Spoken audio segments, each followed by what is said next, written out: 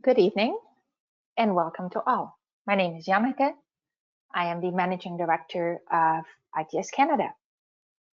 And I'm thrilled that we have such a big turnout for tonight's webinar, but also welcome to all those who are joining us from Hong Kong. ITS Solutions for Smart Cities. Very excited about the excellent lineup of speakers that we have been able to secure this evening and this morning for all of you.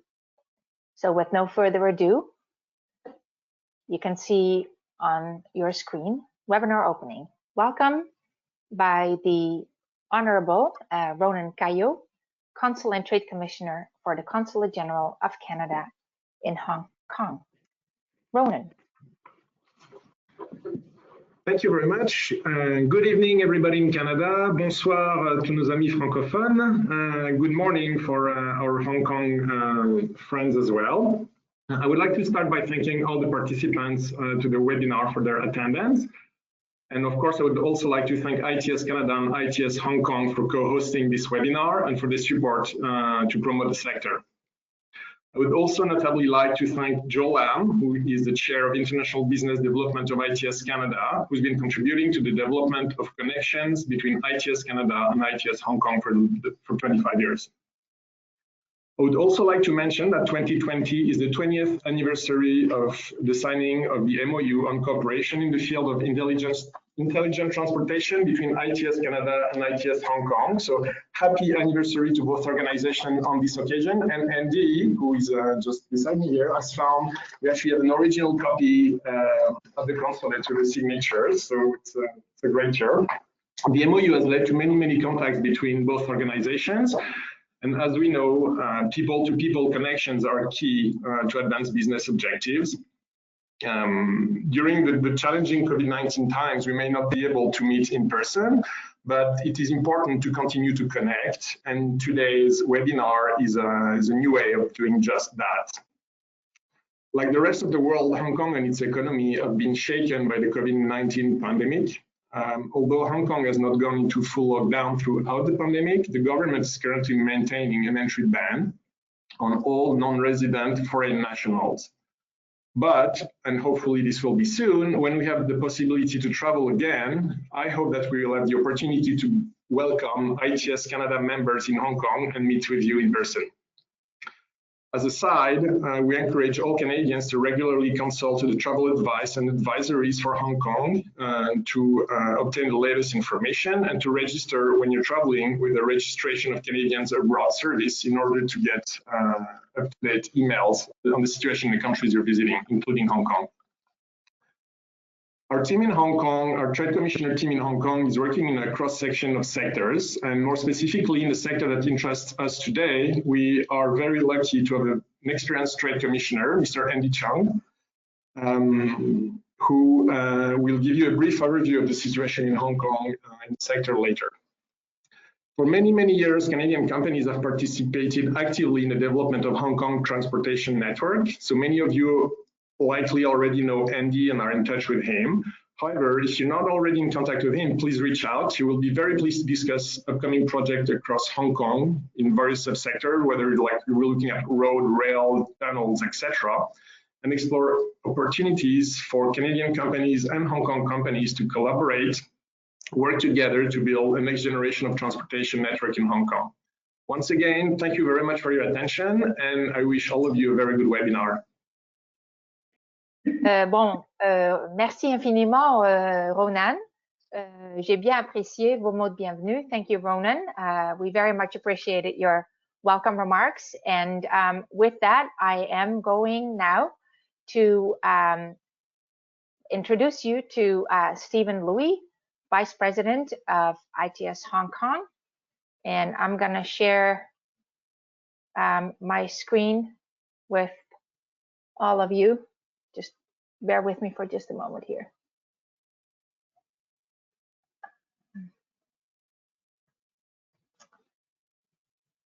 Okay, Stephen, over to you.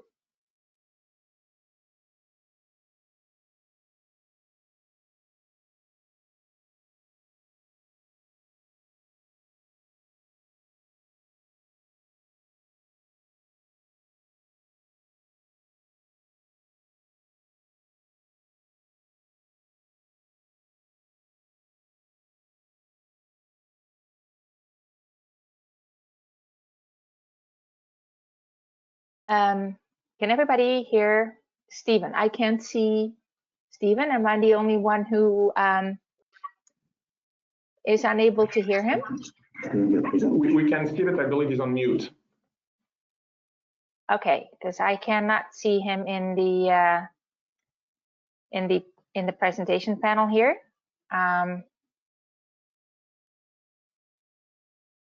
Technology can be wonderful, guys. Everybody. We can see the presentation, but we can't hear him. Yeah. Oh, there he is.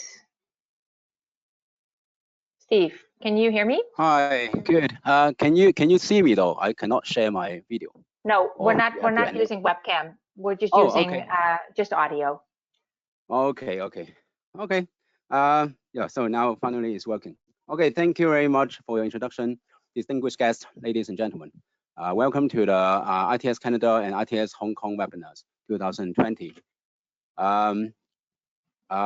Good morning to everyone who is joining us in Hong Kong, and of course, good evening to our friends in Canada. My name is Stephen Lloyd, Vice President of ITS Hong Kong, and it's a great honor to co-organize and co-host this event with ITS Canada. I'm going to give you an update on the latest ITS developments in Hong Kong, with an emphasis on the latest developments of 5Gs and its applications in ITS. So next slide, please.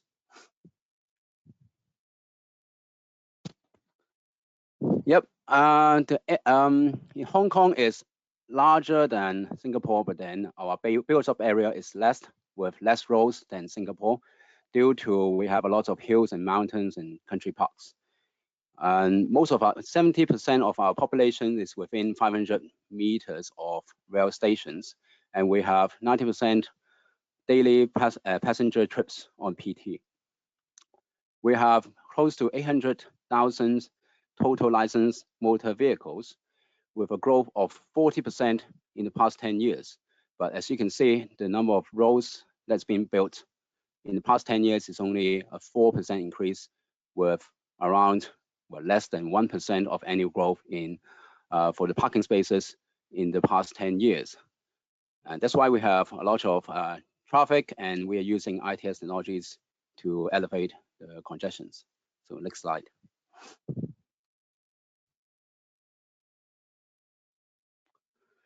This slide is basically giving like a summary of the average daily public transport patronage impacts by the COVID-19 recently.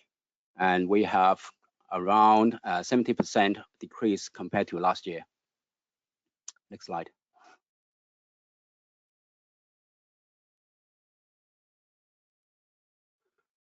And we have this slide is basically summarize some of the smart mobility achievements in Hong Kong. We have traffic control and surveillance systems for all the tunnels and bridges in Hong Kong. And in 2018, we have a new co-located traffic control centers for traffic operations and emergency transport coordination.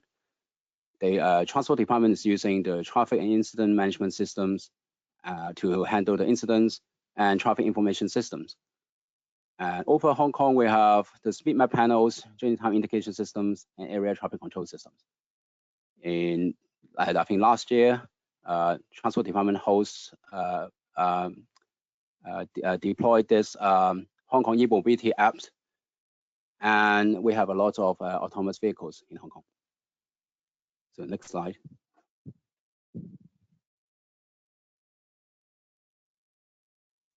And yeah, some of the latest projects ongoing and completed.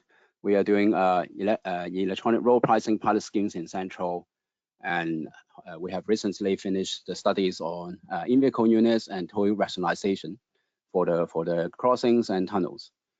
Currently, we are installing around 1,200 detectors all over Hong Kong on the selected strategic routes. And we have completed the POC studies on vehicle tolling systems, and we are doing the preparation work for traffic offense enforcement by video analytics technologies. Next slide.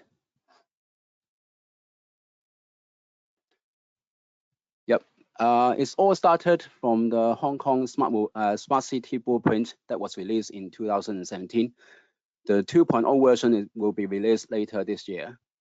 As I mentioned, the Hong Kong e-mobility app that was launched in 2018. We have smart lampposts and smart parking meters.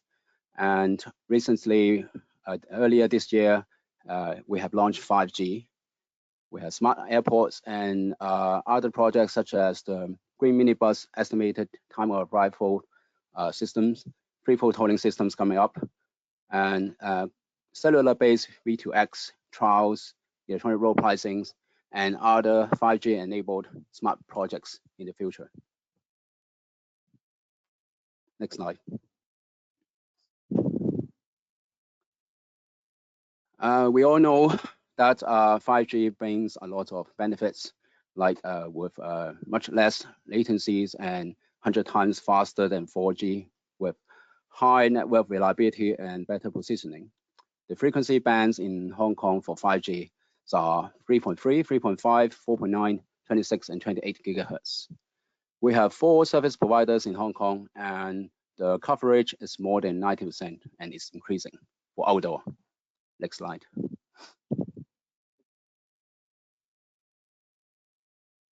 So we see that 5G is a super enabler for a lot of smart mobility projects and initiatives that I mentioned earlier. We have a smart mobility roadmaps as well, and you can find it on the Transport Department website. Next slide.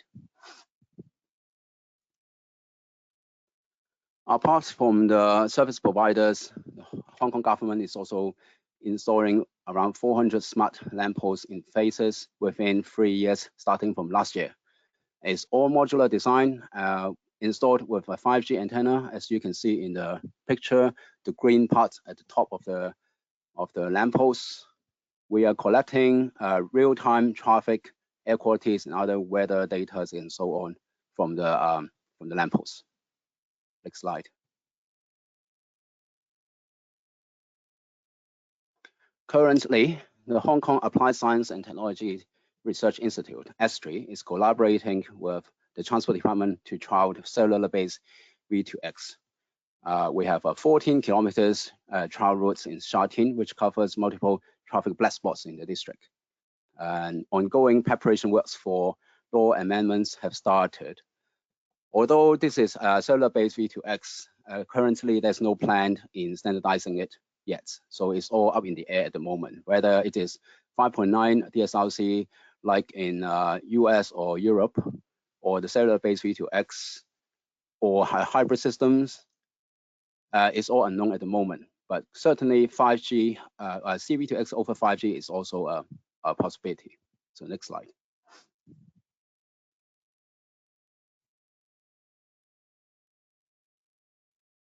Oops.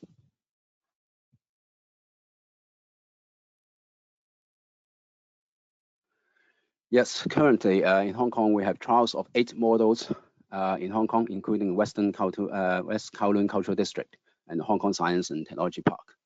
The latest one is the one on the top right corner. It's a trailer at the Hong Kong International Airport. It's driverless and it's moving cargoes and luggages around the Hong Kong International Airport.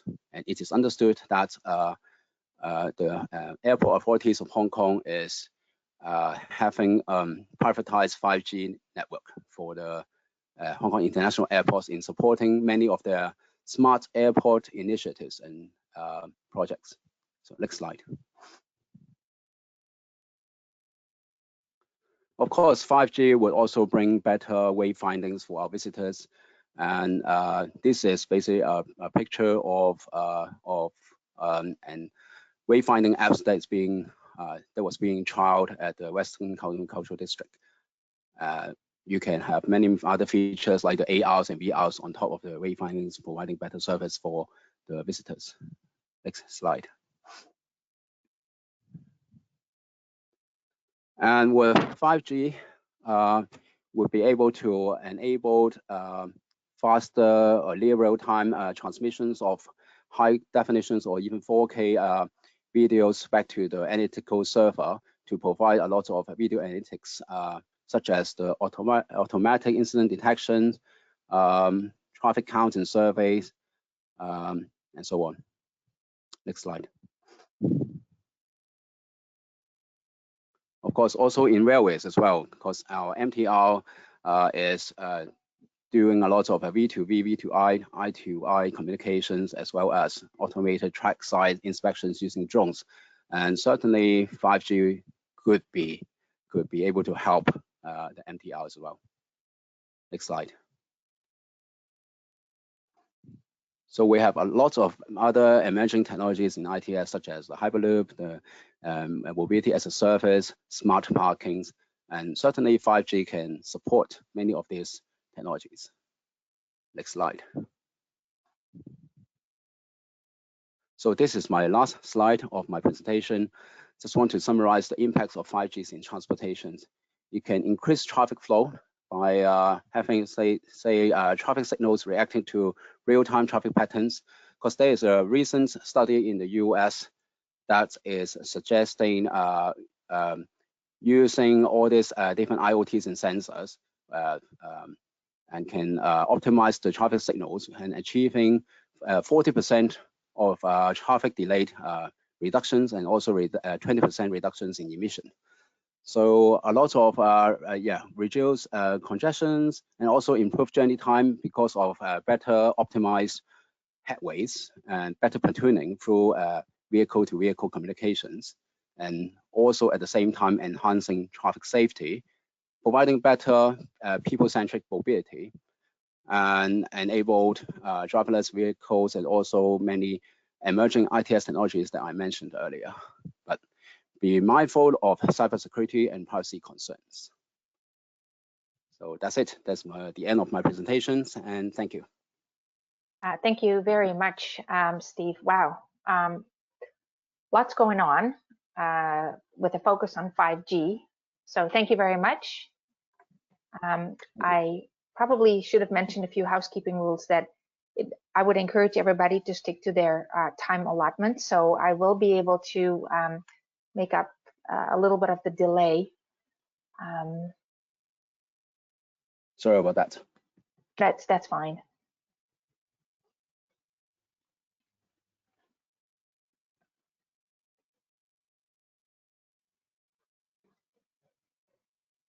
I've taken a little bit of a different approach to the latest developments of ITS Canada. I think it's not in Canada, rather of ITS Canada.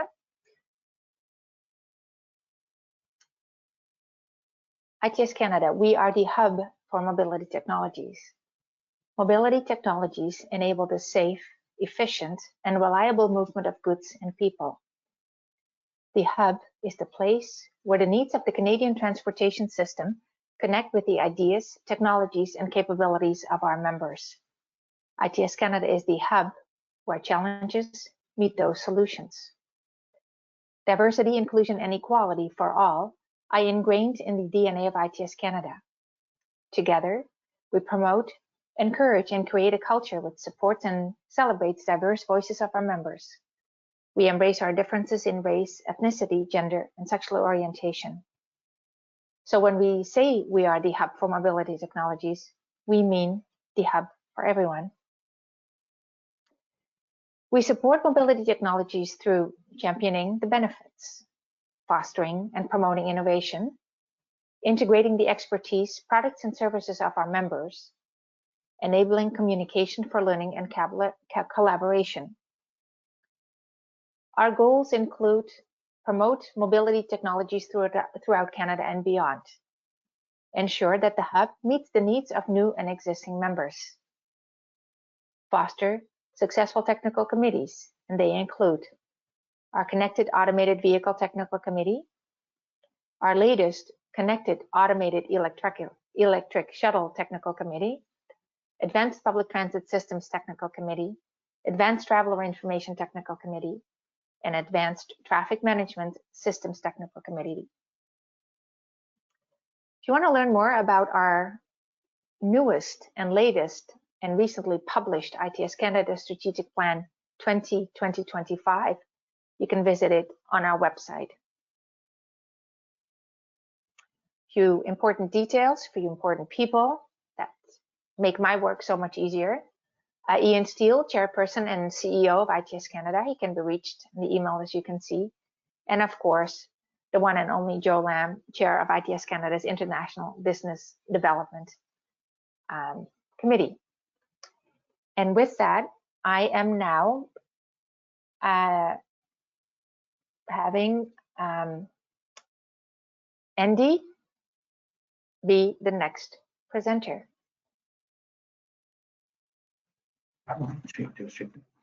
Okay.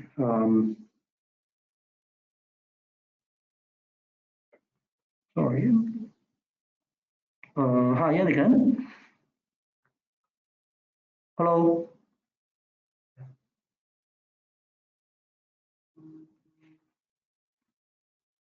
This is your presentation, right? Oh, yes.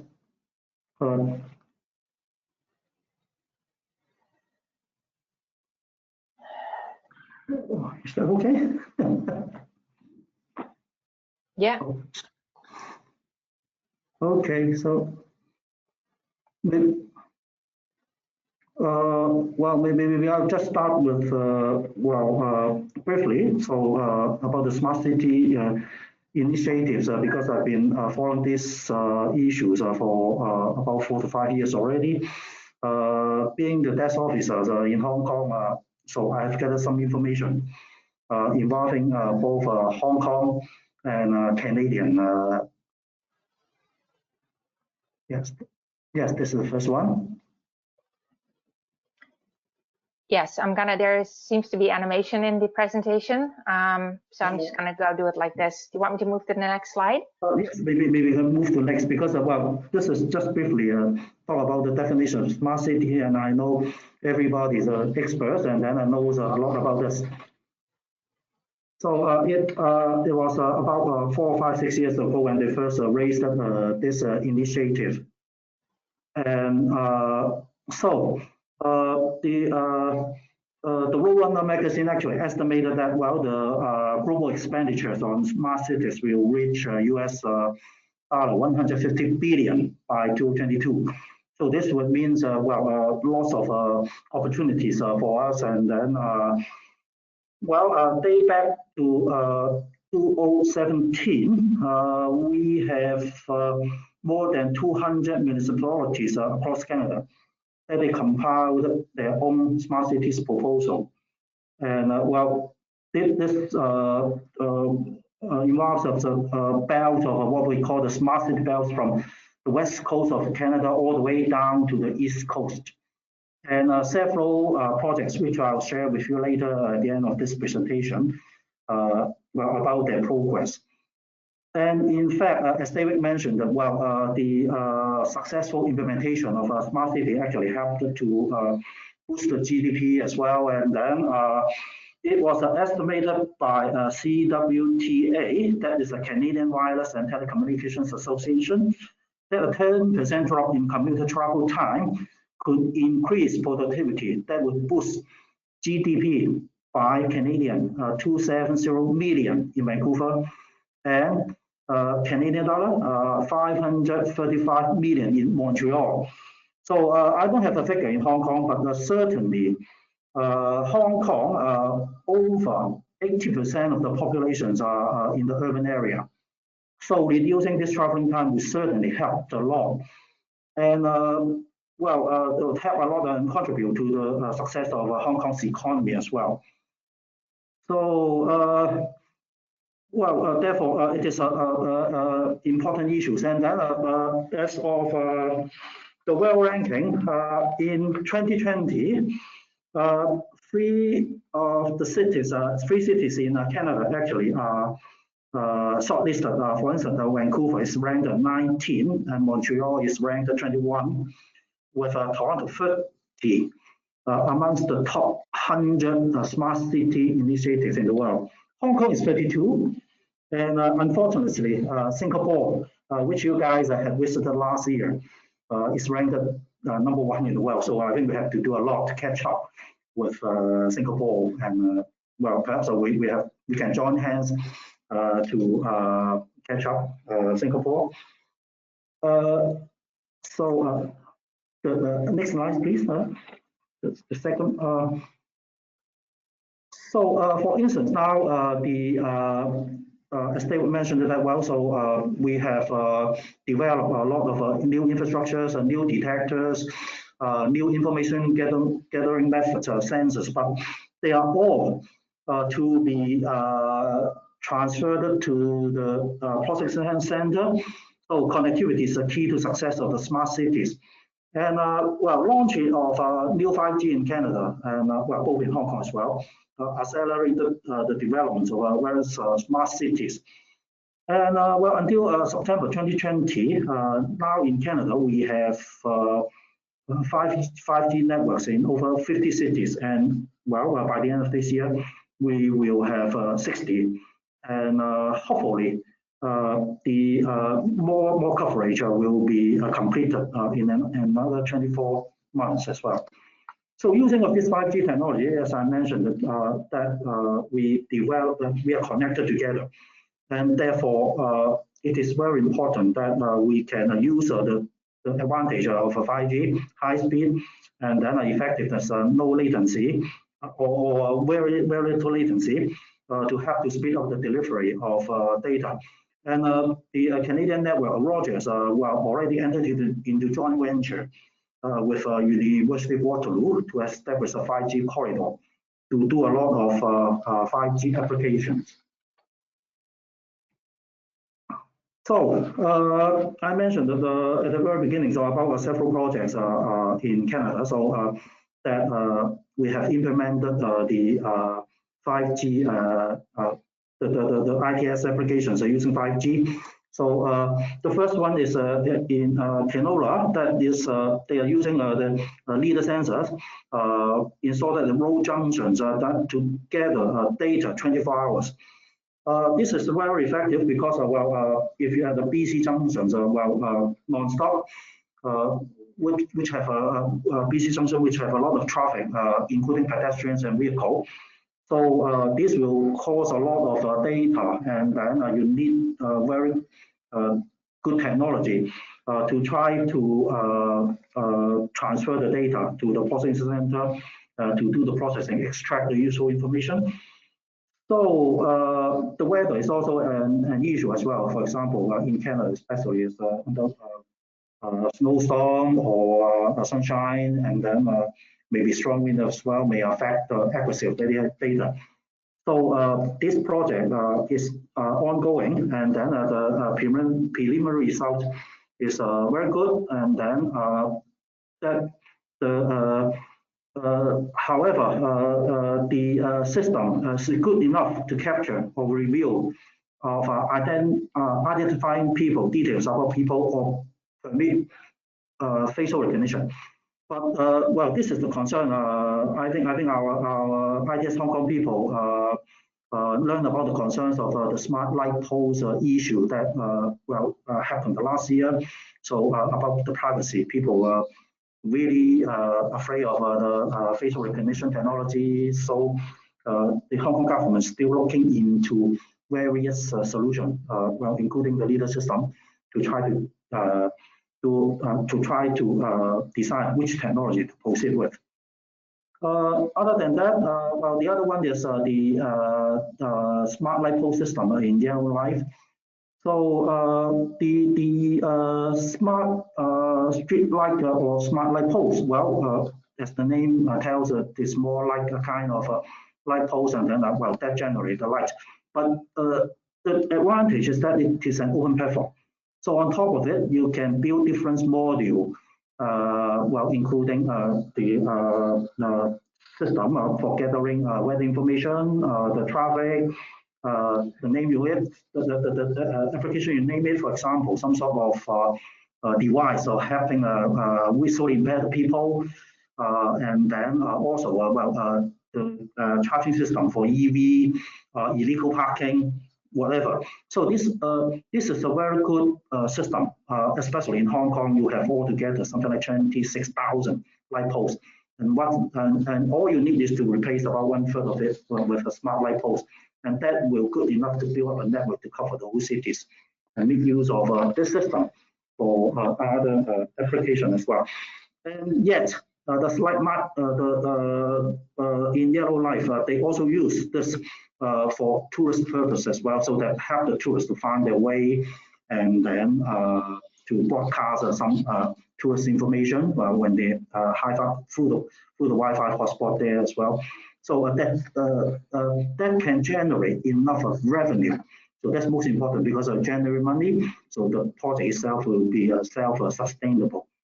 So this is the area that the progress in Canada. In Hong Kong, actually, I've been in touch with different entities as well, as David mentioned in his presentation about the MTL's application. So of course, I2I and then V2V applications are already developed. And MTL is also developing applications so that and maybe other public transport service providers as well, so that they can actually roughly count the number of seats or passengers on board, so that they will know, okay, so if this train or this bus is fully loaded, and then if you can have the adjusted schedule, send more train or more bus to help to release the traffic.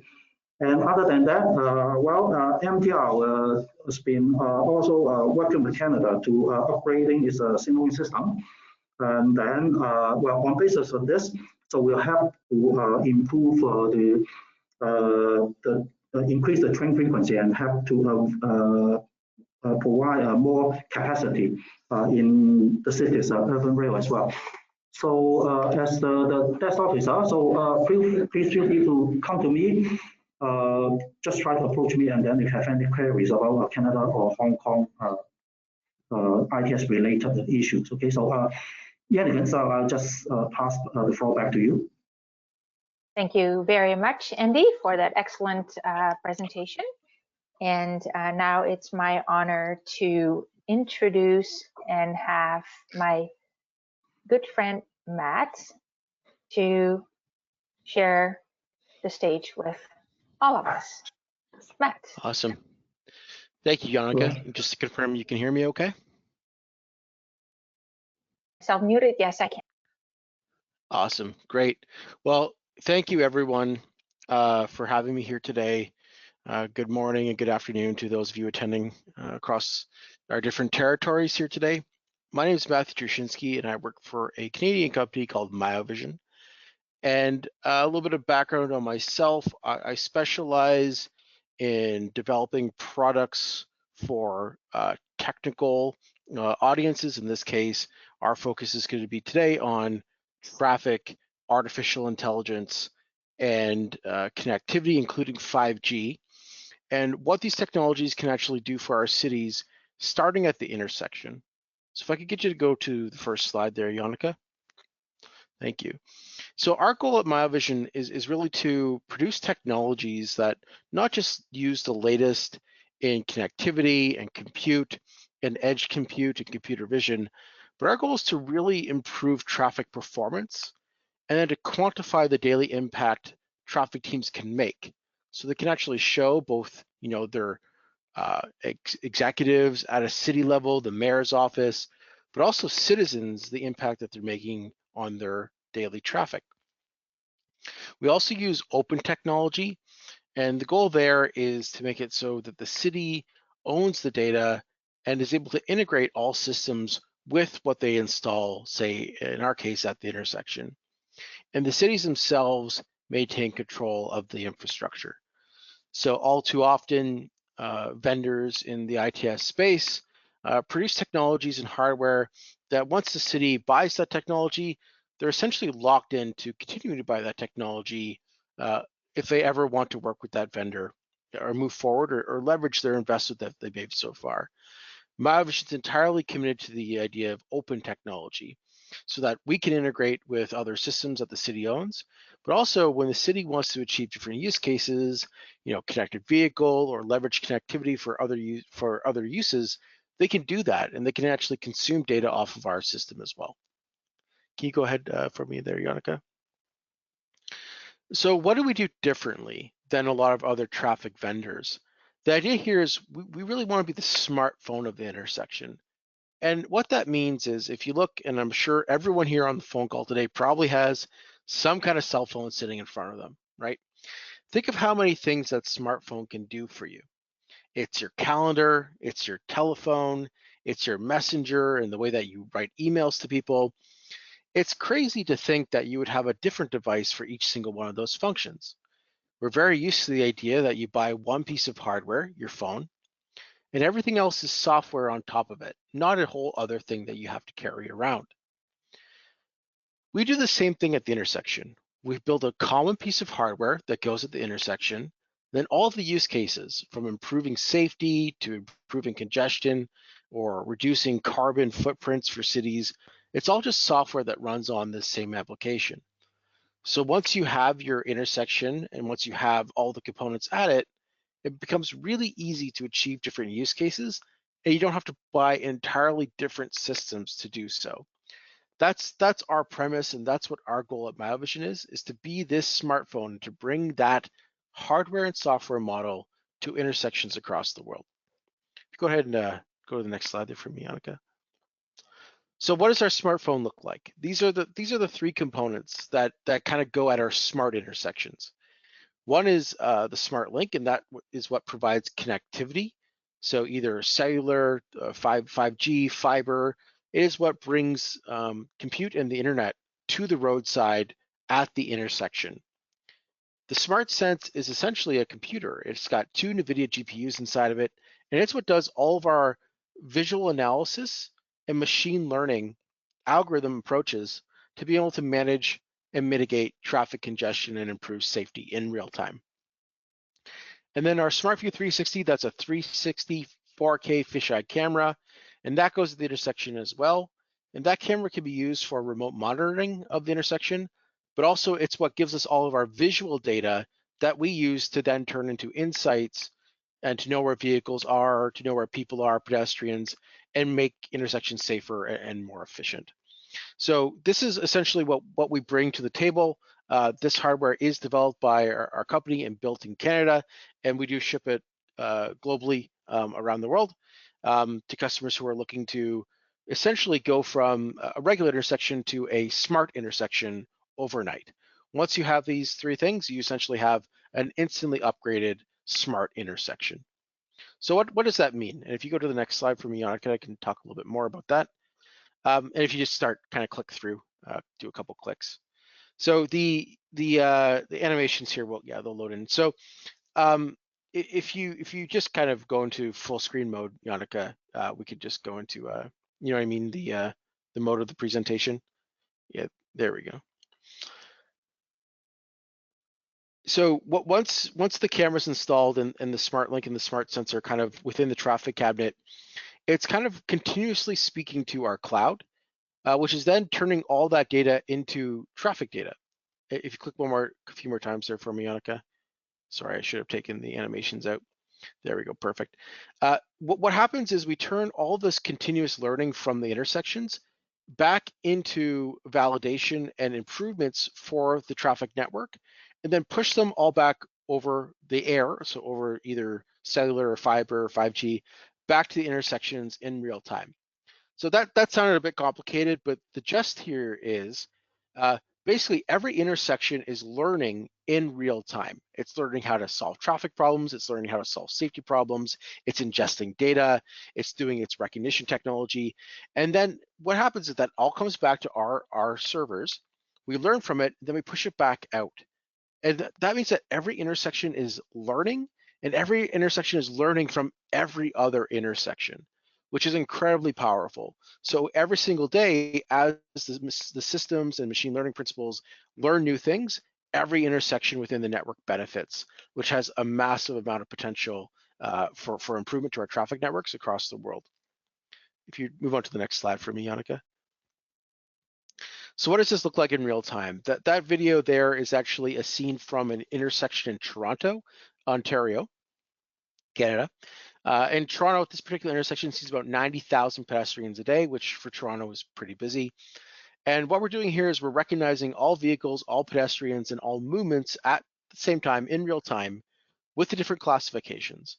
And the use cases here are both for presence detection, so something like stop bar, pulse actuation, including video detection, but also for the continuous counts and data collection for all these different modes of transportation.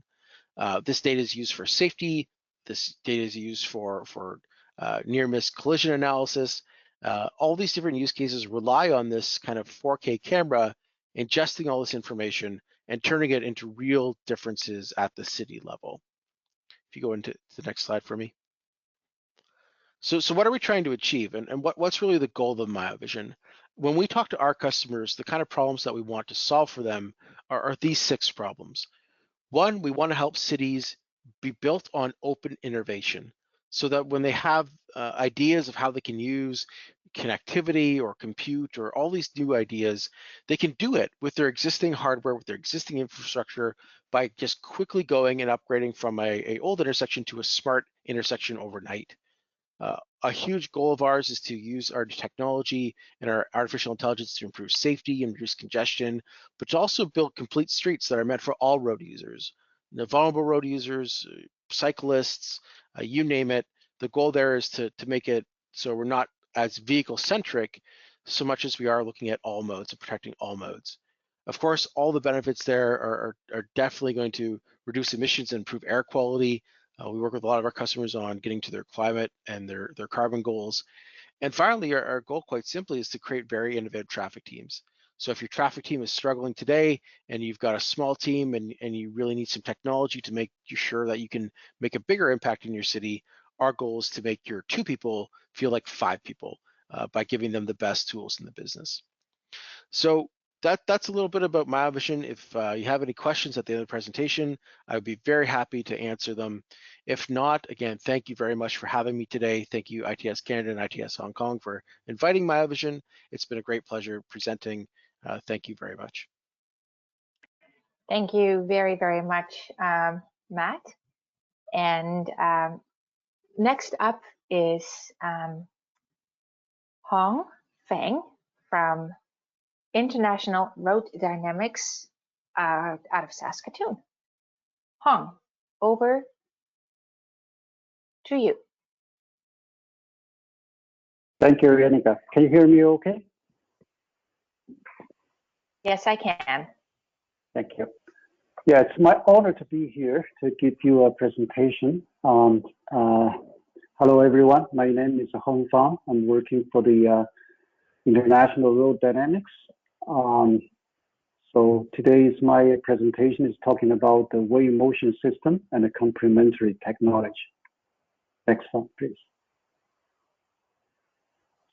So in my presentation today, I will give you a brief introduction to IRD and also our technologies, including the wave motion and some of the other complementary technology. Next, please. So IRD is headquartered in Canada, Saskatchewan. We also have our subsidiaries and offices in the United States and also Latin America. And IRD acquired the radar manufacturer or the company in Belgium in 2017. So that will be the part of our subsidiary. And we also have a joint venture in the mainland China. Next, please. So our global footprint, including the installation all over the world, and also we have 350 active customers now. Next, please. So Stephen has been talking about the road safety in his presentation for the smart city. So one of our core technologies is wave motion. So we measure the weight of the commercial vehicles on the highways for the safety check. And also we integrated the other technologies like the camera, the VMS signs to give the pre-screening for the vehicles traveling on the road for the safety and the compliance check. That is including the weight and also the size of the vehicle using the LiDAR. Next, please. So, for example, the wave motion system can be used for the bridge monitoring system. You can see there's two installations in Hong Kong. One is the Shenzhen Western Corridor, and another is a Stonecutter Bridge. They're using our wave motion technology for the bridge load monitoring and also the traffic data.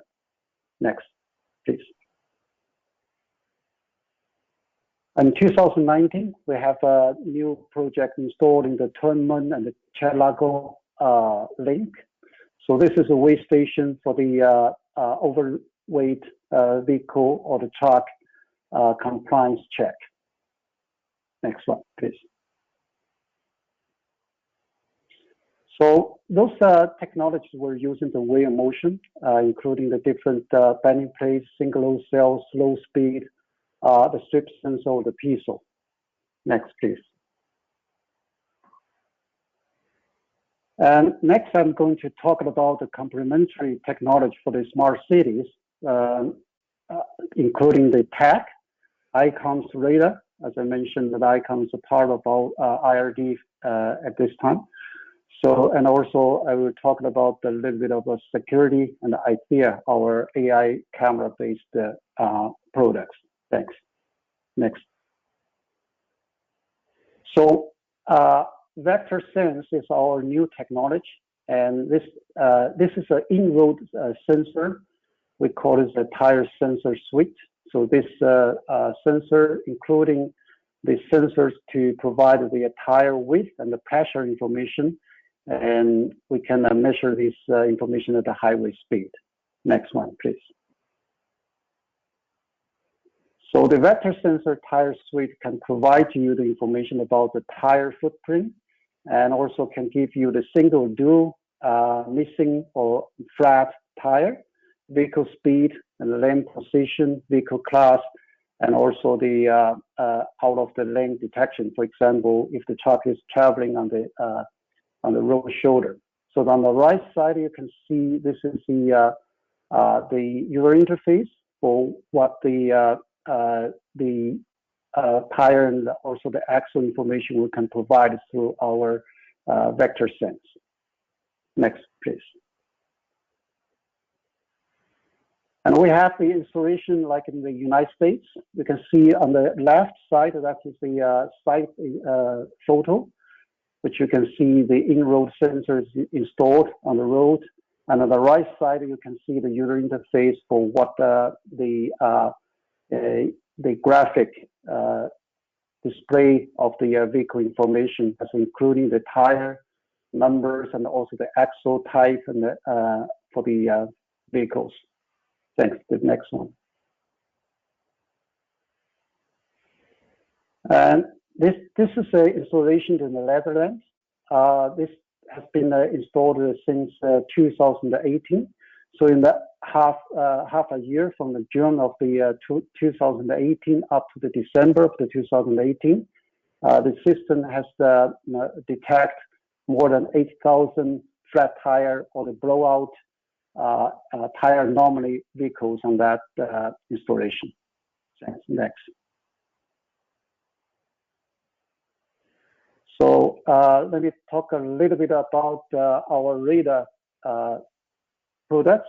So the radar products is including the application for the radar speed, traffic data, intersection, and the wrong-way detection. And I think a statement and also Andy had mentioned about the smart street light post, and we can our microwave sensor can also be used for the smart light post. Thanks. Next. And on the left side, the radar is used for the pedestrian and also the cyclist detection. So this is to be used for the activate the traffic lights. On the right side, this is the installation to replace the loop sensors. So one of these sensors can replacing up to 9 inductive loops. Next, please. And this is one of the installation in Glasgow in Great Britain. It's used for the stop line and also the loop replacement. Thanks. Next. And we also have the access control and security products. We call this the under vehicle area scanner and also the under vehicle surveillance scanner. So both of them will take the pictures of the undercarriage of the vehicle. So it can for the terrorist or the any safety check in the military or the other facilities. Okay, next. And this is an installation of our under vehicle inspection application for the safety and for the different facilities, including the Federal Reserves and also the oil refineries. Thanks. Next.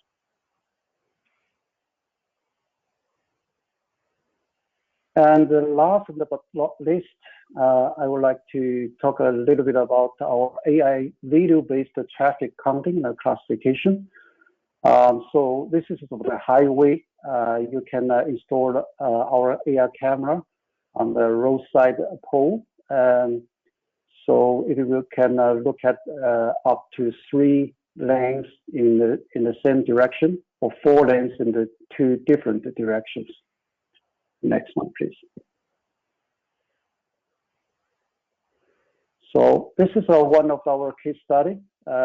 So the classification scheme is including FHWA up to 13 classes classification scheme. The accuracy is up to 98%. Yeah, so please, next one. Yeah, so this is my presentation for today. Thank you very much. I would like to, if you have any interest to our system, please just contact with me either on my email or you can just add me on your WhatsApp. Thank you very much. Thank you, Hong. Yeah. Very much appreciate. You're welcome. That. And our next presenter is Keith, Associate Manager, Senior Systems Consultant at IBI Group. And he will be talking about an introduction to 5G and artificial intelligence. And Keith, over to you. Thank you. Good evening and good morning. Is my audio okay? Can you hear me okay? Yes, I can. Perfect. Thank you. Thank you for the opportunity to speak to this esteemed audience. My presentation today will focus more on 5G. I have a number of slides and I'll step through them fairly quickly, and we'll focus on areas that are new in terms of past presentations that we've heard through earlier in this session. So it looks, whenever you're able to, if you could move to the next slide.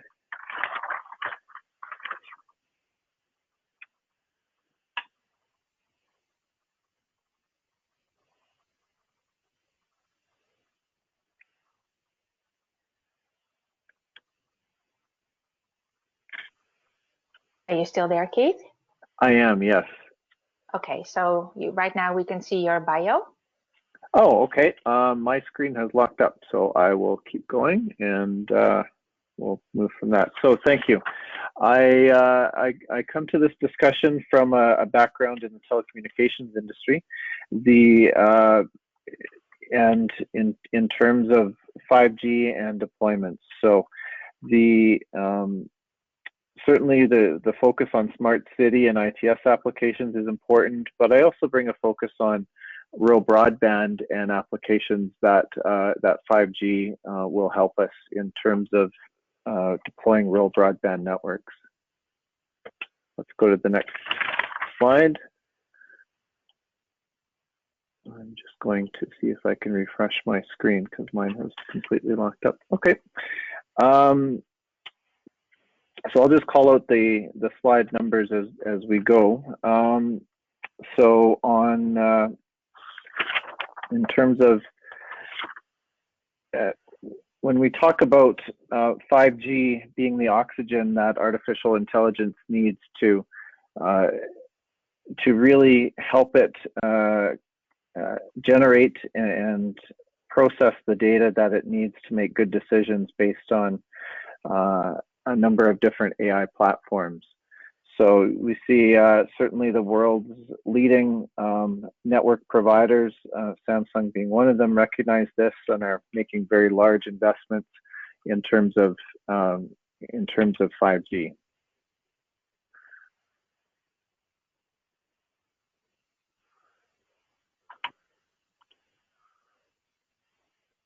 All right. So next slide, please. The 5G economy is one that will certainly fuel the information economy for many years to come. Literally billions and trillions of dollars being invested and economic value being created throughout up and down the value chain. The 5G deployments will truly be the next information revolution that takes place globally throughout the world. Next slide, which gives us a bit of a preview of the slides to come, overview of 5G, technology overview, standards, deployments, and 5G equipment. So moving into slide 7, which is really what is 5G, and we'll break that down through the next few slides. If we think about the evolution and what 4G and LTE brought to the world, really the advent and widespread use of 4G and LTE networks enabled new business models like Uber and many others that relied on ubiquitous mobile phone deployments and business models and apps that really created the app economy. 5G promises to take that same economy and bring it to the next level in terms of what the apps can do and what the underlying technology can do to help drive it. So where we have online shopping, we can think about immersive shopping and AI and AR driven representations of materials and goods. Similarly, the advent of applications that require large amounts of data and precision location technologies are ones that we're just starting to see emerge now. Slide 8, why 5G? Really, there's 3 things about 5G that really make it quite a revolutionary step from 4G and LTE. We can think about that as connectivity, the ability to support many more volume of connections. So we think about that in terms of being able to provide improved connectivity to very high density events like large sports arenas and stadiums, but also supplying many more slices of the network to provide the connections to support Internet of Things. So the volume of connections that are supported with 5G increases dramatically. The latency associated with 5G networks also improves dramatically. So in the past, where we were limited for some applications in terms of latency between networks for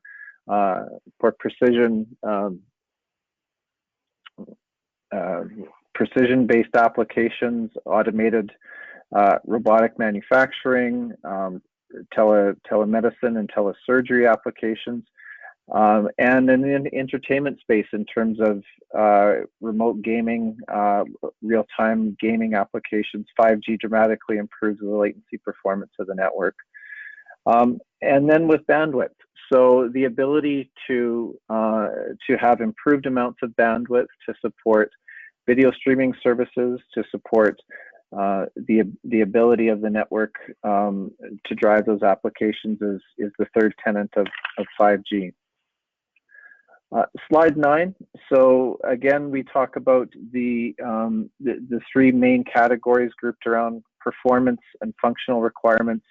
And these in and of themselves allow new applications to be developed. So capacity, the coverage, and also the power efficiency of the protocol and technologies, the massive amount of connections that can be supported along with the low latency features of the technology. Slide 10 takes those same benefits of the technology and shows us where we can think about having them deployed in what vertical in the industry and in what applications within the city. So ranging from smart homes and buildings. Of course, within the ITS domain, there are many applications that we've heard about even today from other speakers, and getting into augmented reality and other use of the technologies. Moving on to slide 11, these networks support many different topologies in terms of being able to support traditional base stations, very small cells located in homes or street lamps, as we saw earlier, and improved in-building coverage and deployments in high density areas. So some of the items that will just reinforce in terms of the application to drones, to autonomous vehicles, the use of robots, the untethered robot, if you like, that can be mobile and transportable and used in construction sites and other mobile applications where the robot may have been previously fixed to the factory floor.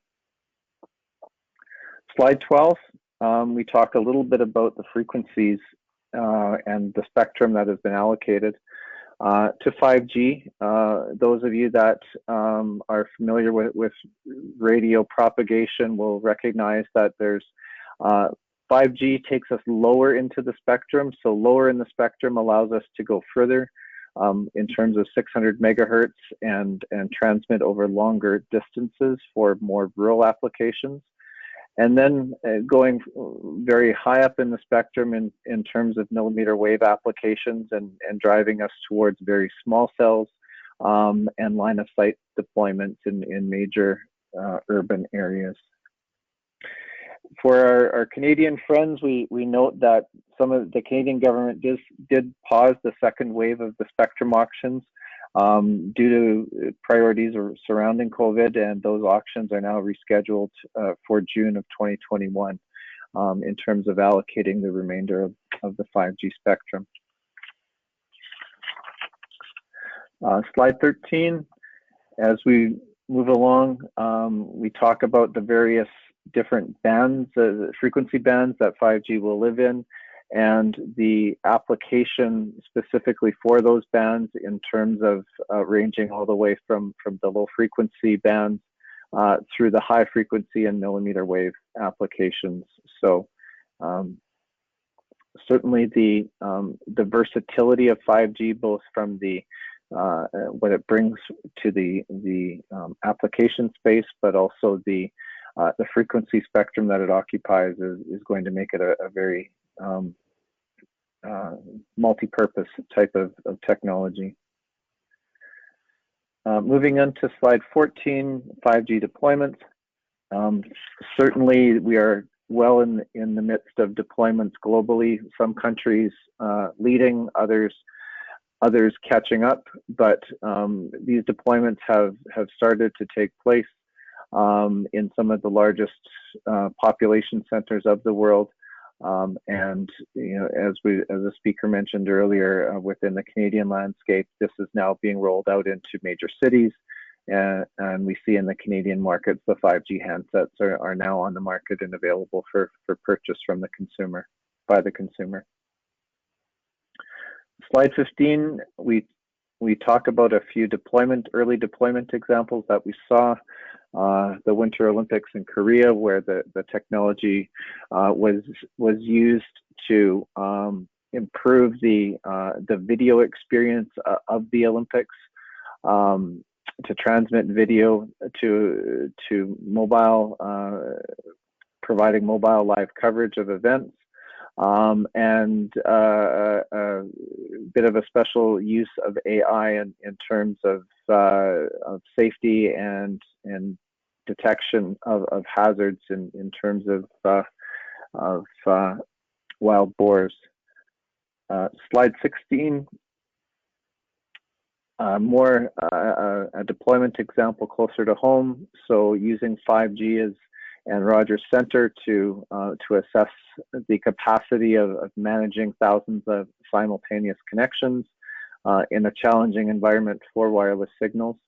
Both Rogers, Telus, and Bell are certainly well down the path with their particular efforts around 5G, promoting use and looking. You'll see with the example listed with Bell around using 5G technology to improve the state of rural broadband in the communities that they operate in.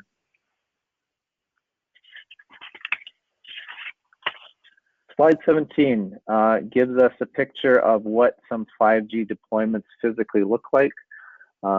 This is a much smaller technology. We're moving away from the era of large cell phone towers that look like porcupines or some other animal, and are very obtrusive in our landscapes, to very inconspicuous deployments, many deployments on lampposts and concealed in much smaller structures. So 5G is a much more distributed type of network with smaller equipment spread out further into the community and usually connected by fiber optic networks to support the bandwidth requirements that the network needs to function. Slide 18 is my last slide. That was a very quick drive through 5G technologies and an overview, but I certainly thank you for the opportunity to present. And with the last slide, I say those words of thank you. My contact information is on that slide if you would like to have a follow-up discussion. Thank you very much. Thank you, Keith. Wow, I learned a lot this evening. Evening is not over yet, or the morning is not over yet. And with that, I am actually going to change things up, and I am going to make Doug the presenter, because he made some changes and updates to his presentations that I don't have. So in order for saving some time, he is going to be the presenter. Once he's done, I'll hand the reins over to Tony Chan to facilitate the Q&A.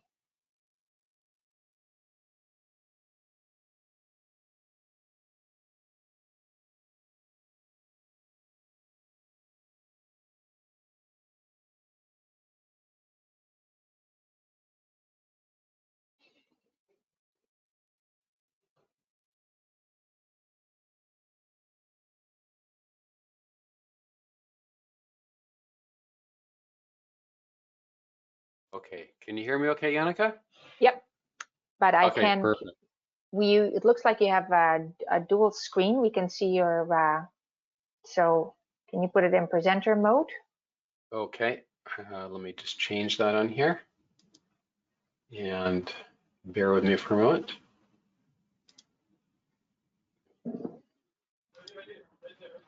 Does that make a difference? Yes, it does. Thank you. Okay, perfect. All right, thank you. Good morning, good afternoon, good evening, depending where you are in the world. And thank you very much to Yannicka and ITS Canada and ITS Hong Kong, and for the members out there and the opportunity to be able to speak. Just to preface a little bit, I think for this presentation is talking about, say, the climate change and pandemic. It's kind of quite interesting that we've kind of evolved over this last year, where there's a lot of talk on the climate. There's not so much talk on climate this year, but a lot of because we're quite distracted with the pandemic right now. So but they do have some, they do coincide. So a bit about Novax, just really quickly. We're based in Vancouver, British Columbia. I'm just looking at that picture and it kind of reminds me, I'm thinking of Hong Kong with all the buildings, all the mountains in the background. It's not a lot different, except that you have a lot more buildings. We have a little bit, just from our background experience really quick too, is that we've involved in accessibility and urban infrastructure for a better part of about 30 years, I think, and been involved in a lot of research and design projects, as well as, I say, technology improvements and evolving the standard over those years. So just a really brief background, excuse me. I got 10 minutes to talk here, so I'm trying to do it quickly, and I get my time to catch up in my brain. So just to preface a little bit talking about transportation being key to daily life. It's really one of the key things you think about, you know, when people are getting out of their house in the morning, either getting in their car or walking to transit or getting on a bike or possibly walking to work, and how much they interact with infrastructure along that path. And it's been, I don't think we've ever felt it as much as we have had now. Taking a look, for example, in Hong Kong, there's over 90% of the daily journeys are on public transport, which is pretty significant, you know, compared to a lot of places, and which is really stresses our systems now, because there's some fear factor with the pandemic and what that means. So getting into, you know, why are we talking about climate change and why is that important? You know, I call it the climate change fantasy, because I think about, especially, you know, people in Vancouver, it's a lot of land over here, and you think, wow, you know, this is going to be like maybe longer summers, maybe less rain. You know, it sounds nice on the outside. You know, maybe you will turn into an Arizona or something, right? And but the more the reality of the climate change is what the impact is on infrastructure, where you get damaged roads, damaged poles, you know, more flooding, damaged bridges, and all these kind of contribute to, you know, damaging our environment and making it more difficult to have ITS and have things that are providing information. So it's really important to look at. Now, Hong Kong in particular, is looking at some graphs, which is very similar to what you see the rest of the world, of course, is where temperature is raising. We got more extreme weather, more water, more precipitation, and all these things, I say, affect our environment in significantly in terms of our ability to be able to get around.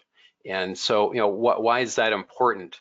And I think the one of the big ones is that we look at this as being, or scientists are looking at this as what they call a threat multiplier, where we've got climate change happening, which is impacting what's happening around our cities. We've also got a pandemic that's also happening, and sometimes these things can evolve into something more so, where it exacerbates the intensity during an outbreak, having warmer, wetter environments, for example. Taking a look at our track record, you know, going back just a short, you know, less than 20 years between all the pandemics that we've had before, and certainly COVID-19 is not the last one. How long this will last, I put a question mark, you know, whether that extends and evolves itself in this next year, and you know what the next one will be. But I think it was a real wake-up call in that we don't handle these things well, and maybe we can do a better job at it, and maybe now is the time to actually do a better job at it. Because even, you know, with climate change, we have to appreciate that even if we were to stop our greenhouse gas emissions and then go to a net zero, we're not contributing to that happening anymore. It will take multiple centuries for that to actually recover. So, you know, today, every day is going to be the new paradigm of what's to come over the next little while. So it's, you know, that are part of this thing is that you've got a lot of the world's population moving into urban centers. Right now, it's like 55% within the last, and that was what, 3 years ago. And it's, you know, moving towards 68%. Taking a look at this, there were some early reports back in about March, April, I think it said, well, a lot of people were actually moving out of the cities now, but that apparently was not actually true. When they take a look at the where people are moving, some people, millennials in particular, maybe moving out of apartments or houses that they can't afford anymore because of loss of jobs and moving with families or friends. But people are not moving out of cities, or if they are leaving cities, are moving to other cities. So this paradigm still exists today. And why that's important is because, you know, we still have a growing amount of people moving into the city. And one of the things we notice is this modality shift, as we've been trying to over many years, moving people out of cars into public transit, using bikes, using walking, other methods, with things like this pandemic has really kind of turned it on its ear. And, for example, you take a look at Wuhan, and they were one of the quickest to recover, obviously, earlier in the year. And we found about 50% of the people actually moved out of, say, we're not going to go to take transit anymore. We're actually going to go and get a car, or we're going to use our car more. And the same thing is now happening when they're seeing in the Americas, where 50% of the people are saying, well, I'm going to use the car less, or not use it, or sorry, I'm going to not use public transportation, or use it less and use my car more.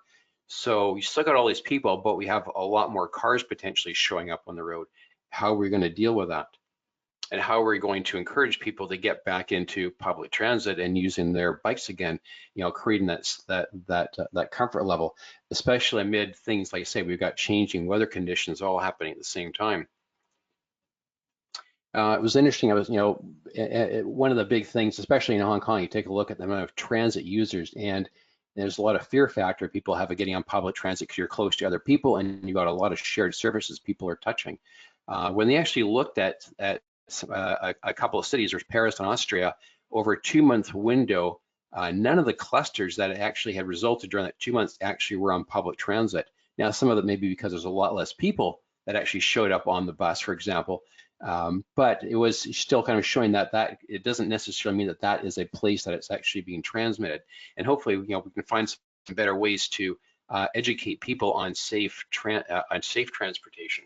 One of the big issues when we talk about ITS's role in health and safety, and we look at as being, the health and safety aspect, is that, we have these conspiring events with, climate change and pandemic making things worse, and we've got viruses, right? So pathogens that are being transmitted, and what better way to transmit than to put services for viruses to transmit.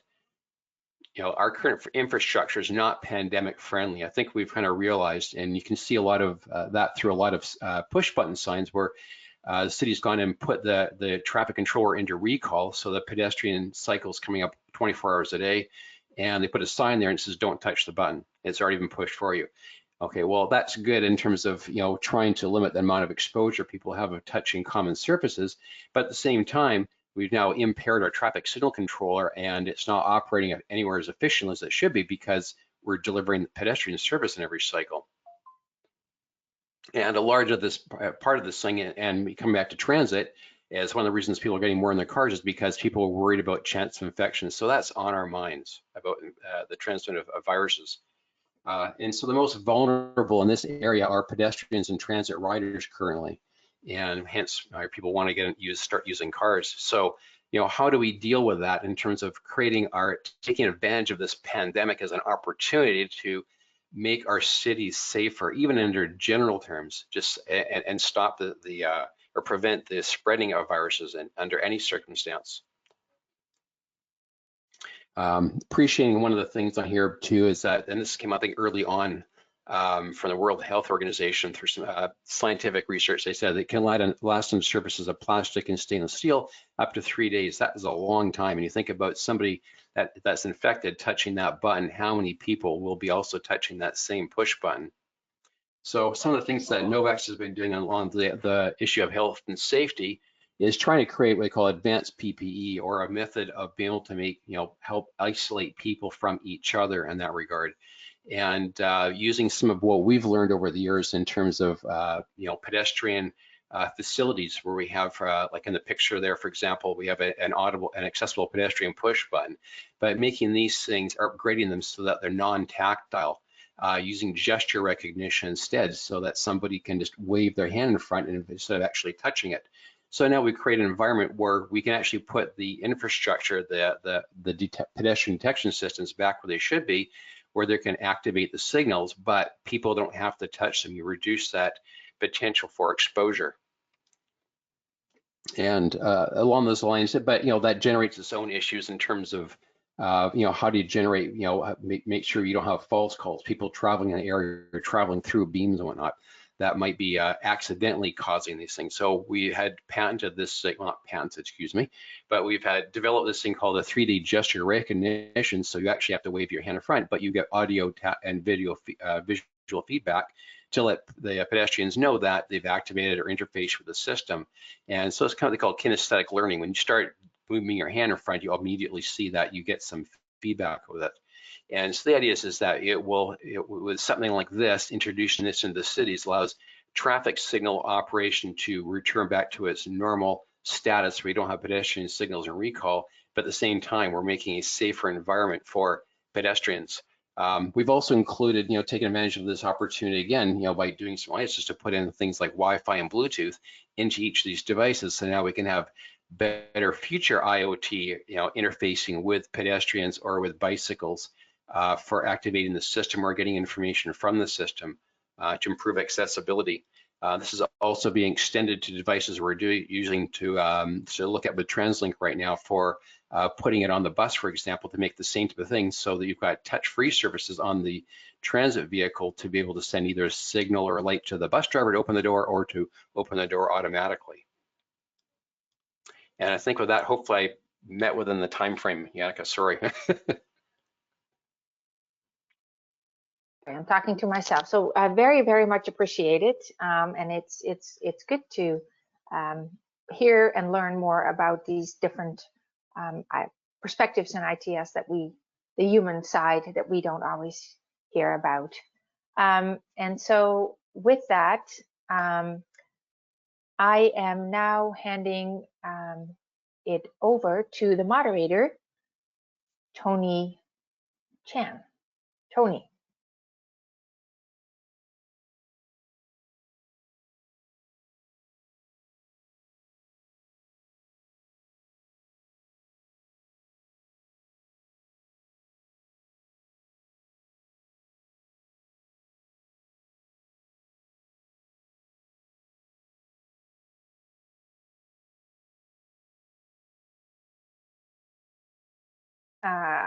Tony, can you hear me?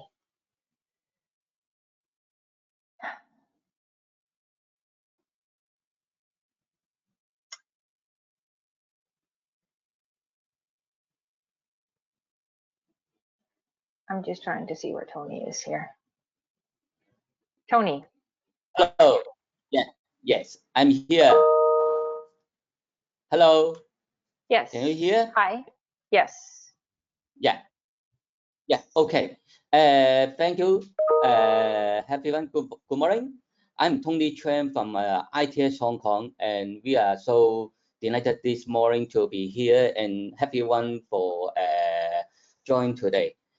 Just before Stephen and Jenica just updated the latest solution for smart city in Hong Kong and Canada. And now we are looking forward to have a discussion about how ITS can helping cities to smart in cities. So ITS solution will be smart and big concept concerning various aspects in our daily life, including mobility, transportation, healthcare. So in particular, just before, so many speakers also emphasize the infrastructure are the most important. So that I think that the infrastructure will be defined in the three part. One is a communication network, such as say that as a 5G network, and the other is a technology infrastructure, such as the AI technology, and the other one is a computer infrastructure, such say that the data center or some hardware to support the smart city. So everyone, if any question, you can also to post the question to the window. Okay, so if no, though, I tee up the conversation. Let's start the first question from out. How should you prioritize the infrastructure area to focus on, and which area is so more important for smart city? Then I think that let's start from the Matthew. Can you any idea or thinking about the most important for the three kind of infrastructure? Because you also is how to say the open technology control of infrastructure. Of course, yes. Thank you for the question. I think above all else, similar to the topic here that we're discussing, connectivity has to be the most important part of the infrastructure. In parts of Canada, we're still behind in some of our rural communities in terms of connectivity, and some of our disenfranchised or underserviced communities we have here in Canada. And it's hard to deliver advanced ITS solutions and connectivity and artificial intelligence and all these amazing things that we're talking about unless we have the connectivity in place. So that's programs like fiber and 5G. I believe connectivity is the most crucial. And then, similar to the topic that I talked about today, on top of that connectivity, we have to have open systems, open data, open technologies, open protocols. So that way, when people invest in connectivity or governments invest in connectivity, that connectivity can be used not just for one vendor, but for multiple vendors in an ecosystem to come at the use cases and actually solve these problems. So yeah, thank you for the question, but I do sincerely believe connectivity is the most important part of ITS. Okay, great. And how about Hon? How about what do you think about the idea on the big kind of infrastructure on your side? Because you also have so many hardware to the sensor, IoT, to detect the tile. Yeah, thank you for the question. Hello, Hon? Yes, can you hear me? Hello? Yes, I can hear. Okay. Hello? Yep, thank you. So from our side, I agree with Matthew that I think the connectivity is the key to get all of the data. But from our side, we're just thinking infrastructure, and from the infrastructure side, when we're talking about the traffic, the vehicle will be involved mostly. So our system is typically just looking from the infrastructure side, looking at to detect and measure the vehicles. So I think at the same time, when the 5G is coming up, and I think we can utilize the different technology to connect the infrastructure and the vehicle. So I think to have all of this infrastructure and the connectivity in place, that is the most important. Oh, great. Yeah. Okay. I think the next question, how about the relationship about the AI and the 5G levels? Both are the different kind of infrastructure on here. How about Cliff? Do you can you explain more on the AI and 5G, the relationship? Sorry. Sure. Yeah. Hello, Keith. That was directed to myself. I'm Keith. Yeah. Yeah. Hello. Thank you. Hi. So yes, absolutely. So certainly, 5G is really the underpinning or the prerequisite, but 5G doesn't make a difference in economies or in people's lives or travel times by itself. So it's an absolutely essential that the applications develop as the 5G infrastructure is rolling out, so that the benefits of 5G are truly seen. We fully expect the price performance of the telecommunications infrastructure to continually improve and improve at an exponential rate. But more important is supporting and feeding the development in the applications and the AI to take full advantage of that as the technology rolls out. It's ideally not a sequential, but a parallel development process. Good. Yeah. Okay. And then for the Douglas. Yes, I want to have you also say that the climate change from the health to the smart city. Do you any concerning the current state of technology development for the smart city. So the question is, do I have any technology around the smart city? The current state of technology development for smart cities, because you say that the climate change will be applied the technology for here.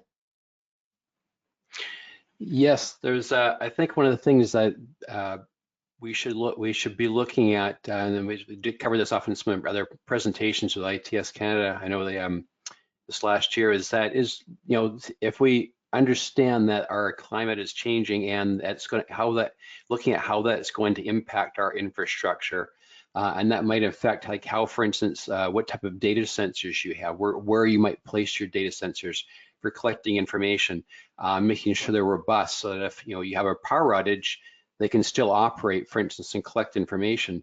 If roads are, for instance, flooded and cars can't go down them, how is that going to impact traffic controllers, for example, around the area?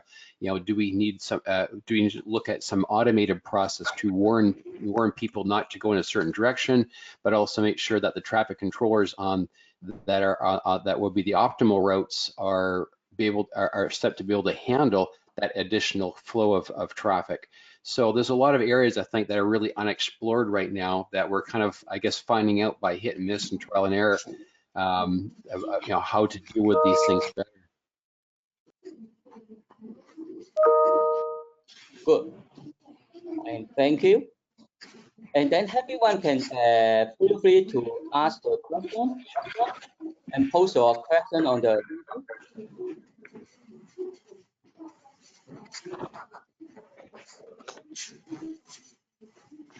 Hi, Tony. Tony.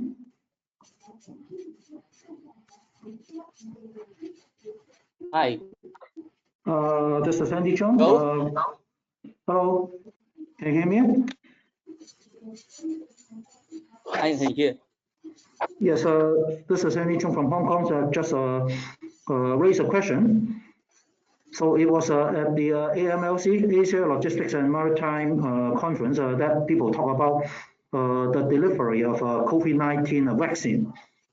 So this is a very challenging job that involves different technologies, monitoring the temperature, quantity, type of vaccines, and then to be delivered into the right place at the right time, because these are temperature sensitive and then also subject to very stringent environmental control issues.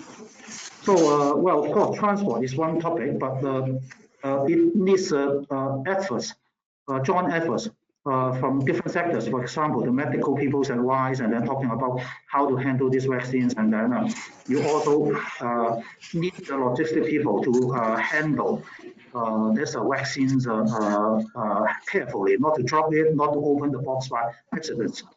So the data are to be shared by everybody. So how do you see ITS Hong Kong's role to advocate or promote, develop some sort of applications for this kind of special requirements using ITS technology?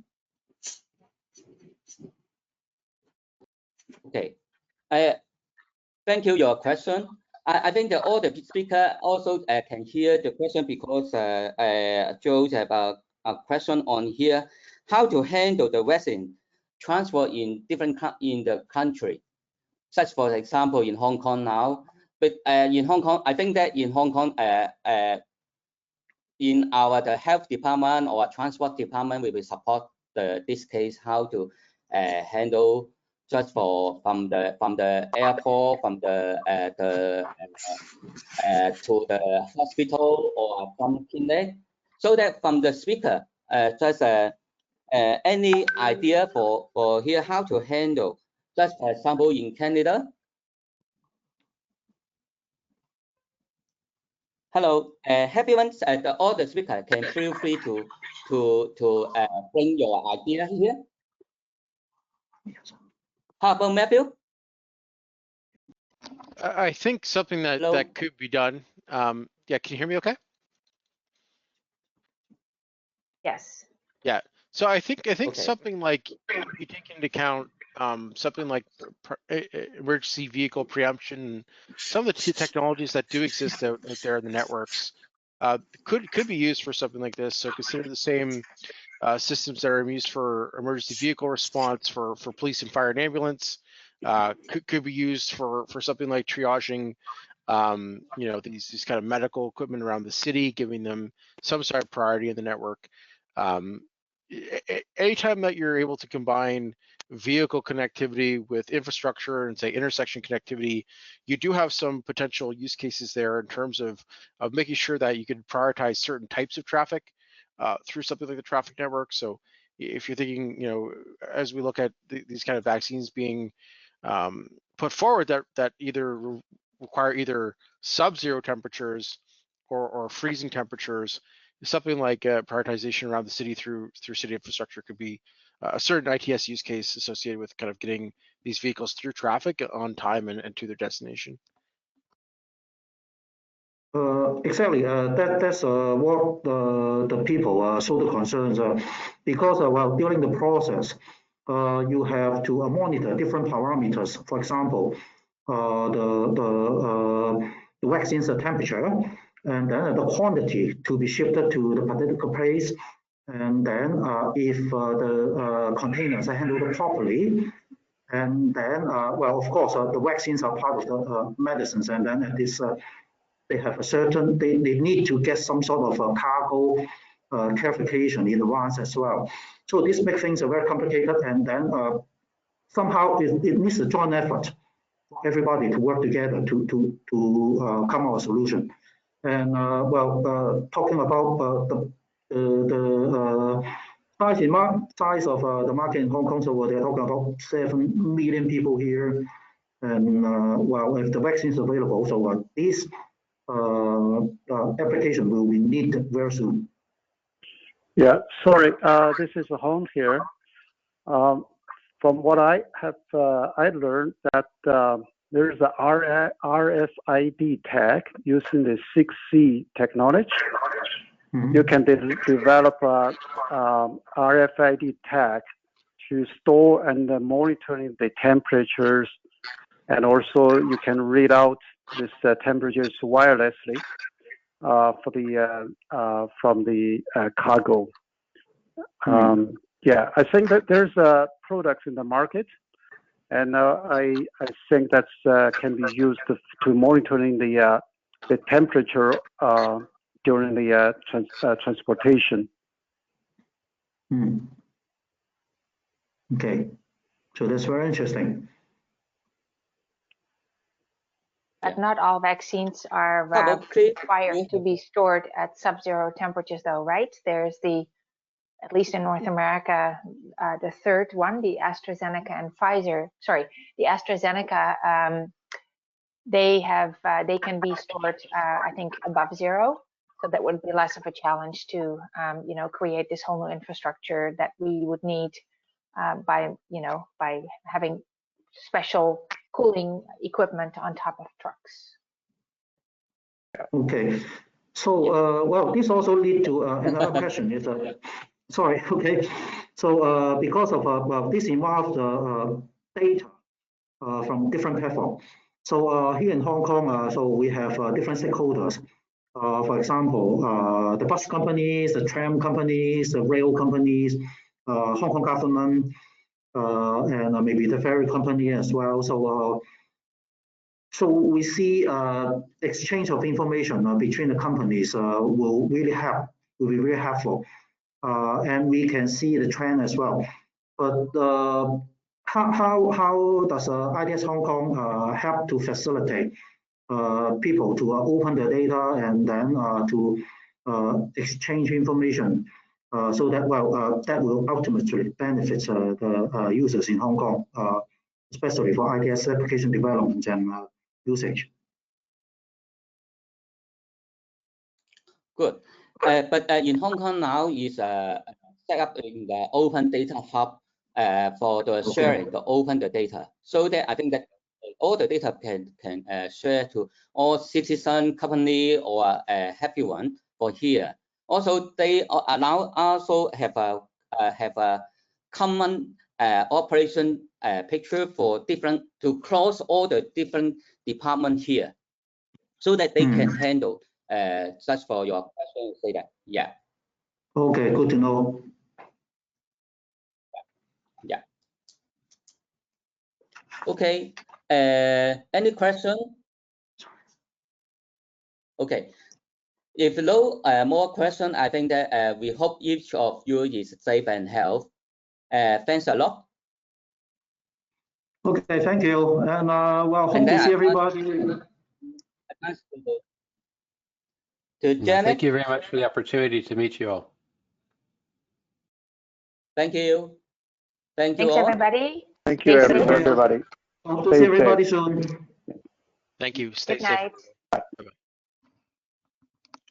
Night. Good night. Good.